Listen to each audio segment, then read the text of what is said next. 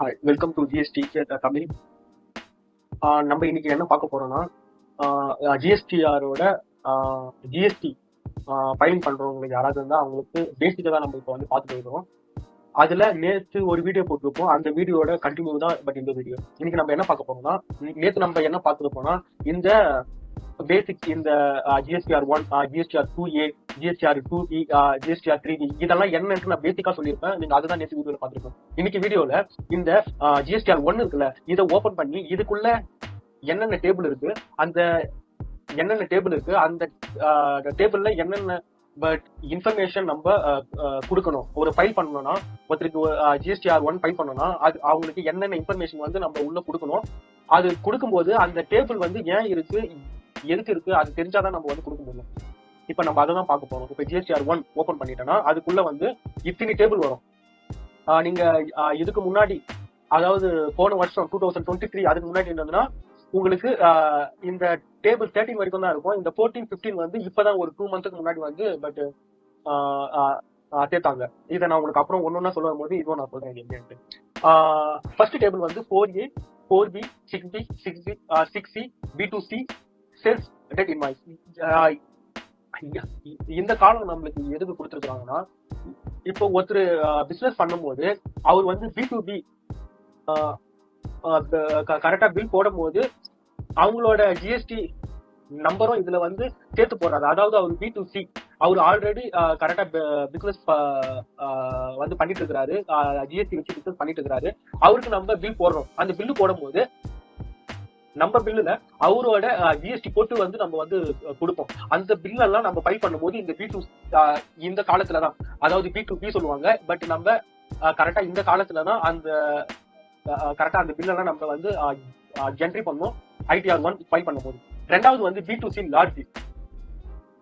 B2C லார்ஜ்னா B2Cலயே நீங்க வந்து கரெக்டா பல்கா நீங்க வந்து பண்ணீங்கன்னா, அதாவது ஒரு பில்லோட அமௌண்ட் வந்து 2.5 lakhs அபோவ் மேல இருந்தா அது வந்து B2C பல்க்னு சொல்லுவாங்க. முதல்ல B2Cனா என்னன்னு சொல்றேன். Business to customer. இது நிறைய பேருக்கு தெரியும். இப்ப வந்து நம்ம வந்து ஒரு ப்ராடக்ட்டை வந்து சேல் பண்றோம். நம்ம வந்து கரெக்டா ஜிஎஸ்டி எடுத்து கரெக்டா பிசினஸ் பண்றோம். இப்ப ஒரு சாதாரண பொதுமக்களுக்கு நம்ம வந்து ஒரு ப்ராடக்ட்டை வந்து சேல்ஸ் பண்றோம். அவங்க வந்து ஒரு பிசினஸ் மேன் இல்ல, அவங்க சாதாரண கஸ்டமர். நம்ம அவங்களுக்கு என்னென்ன சேல்ஸ் பண்றோமோ அந்த மாதிரி சேல்ஸ் பண்ணும்போது 2,50,000 மேல ஒரு பில்லு போட்டா அது வந்து பல்க் பில்லு. அதை தான் நம்ம கரெக்டா இங்க வந்து போடணும். அதுதான் B2C லார்ஜ்னு சொல்லுவாங்க.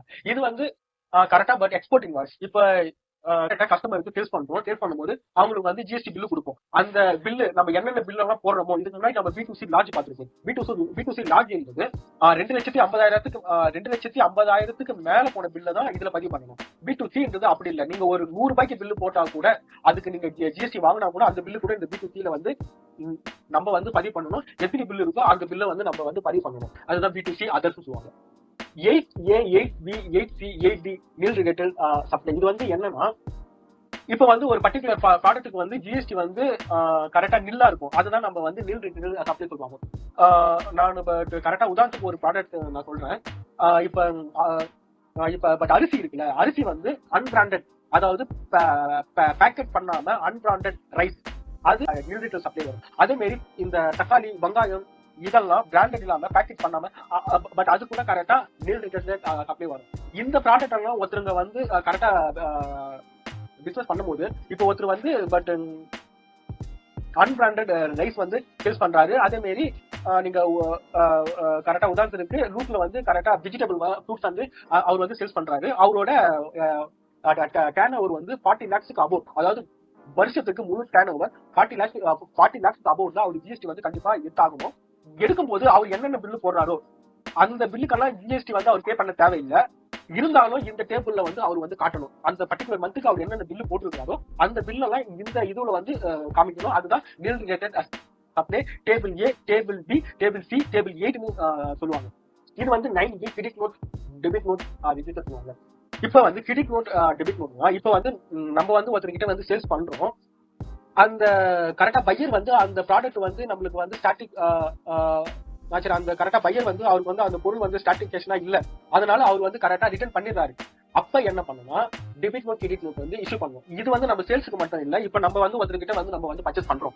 கரெக்டா பர்ச்சேஸ் பண்றப்போ இப்ப நம்ம அந்த ப்ராடக்ட் வந்து நம்மளுக்கு வந்து கரெக்டா திருப்தி இல்ல, பட் அதனால அந்த ப்ராடக்ட்டை வந்து நம்ம வந்து திருப்பி கொடுத்துருவோம். அப்ப திருப்பி கொடுக்கும்போது அவர் போட்ட பில்ல வந்து அவர் வந்து கரெக்டா ரிவர்ஸ் பண்ணணும். இந்த மாரி இப்ப நம்ம சேல்ஸ் பண்ணா நம்மளுக்கு வந்து சேல்ஸ் ரிட்டர்ன் வரும், நம்ம பர்ச்சேஸ் பண்ணா நம்மளுக்கு வந்து பர்ச்சேஸ் ரிட்டர்ன் என்னென்ன வருதோ அதெல்லாம் இந்த கிரெடிட் நோட் டெபிட் நோட் ரிஜிஸ்டர்ல நம்ம வந்து அதுதான் இந்த டேபிள் 9B கொடுக்குது. டேபிள் 9B இதுல வந்து நீங்க பாத்தீங்கன்னா 2 டேபிள் இருக்கும். Table 9B credit note debit note register. 9B ல அதேதான் பக்கத்து டேபிள்ல credit note debit note but அன்ரிஜிஸ்டர்னு இருக்கும். இது எப்படின்னா நம்ம சொல்ல மாரி B2C இருப்பாங்க, B2C அவங்க தான் மோஸ்ட்லி வந்து கரெக்டா நம்மளும் ஜிஎஸ்டி எடுத்திருப்போம், அவங்களும் ஜிஎஸ்டி பட் எடுத்திருப்பாங்க. நம்ம ஜிஎஸ்டி பில்லு நம்மளோட ஜிஎஸ்டி நம்பர் வந்து அவங்களோட பில்லுல இருக்கும், அவங்களோட ஜிஎஸ்டி நம்பர் வந்து நம்மளோட பில்லுல இருக்கும். இது எப்ப இருக்கும்னா நம்ம 2 பேருக்குள்ள டிரான்சாக்ஷன் வந்து கரெக்டா நடந்தால் அவங்க வந்து கரெக்டா ரிஜிஸ்டர் பர்சன். பேசிக்கா நீங்க புரிஞ்சுக்கணும், நம்ம ப்ராடக்ட் யார்கிட்ட சேல்ஸ் பண்றோமோ அவங்க கிட்ட ஜிஎஸ்டி வந்து ரிஜிஸ்டர் பண்ணிருந்தா அவங்க கரெக்டா ரிஜிஸ்ட்ரேஷன் பர்சன். அதான் கிளிக் பண்ணி அவங்க மட்டும்தான் இந்த 9B கரெக்டா அவங்க மட்டும்தான் இந்த 9B கரெக்டா ரிஜிஸ்ட்ரேஷன்ல போகணும். 9B அன்ரிஜிஸ்டர்ல வந்து நான் முன்னே சொன்ன மாரி நம்ம பிசினஸ் பண்றோம், நம்ம கிட்ட ஜிஎஸ்டி இருக்கும். ஆனா ஒரு சாதாரண பொதுமக்கள் அவங்க வந்து கன்சியூமர், அவங்க not business man, they are only consumer. அவங்க கிட்ட ஜிஎஸ்டி இருக்காது. ஆனா அவங்க வந்து நம்ம கிட்ட இந்த மாதிரி சேல்ஸ் ரிட்டர்னோ பர்ச்சேஸ் ரிட்டர்னோ நடந்தா அவங்களுக்கு நம்ம டெபிட் நோட் கிரெடிட் நோட் வந்து இந்த டேபிள்ல வந்து பதிவு பண்ணணும். அதான் 9B கிரெடிட் நோட் டெபிட் நோட்னு சொல்லுவாங்க. இது வந்து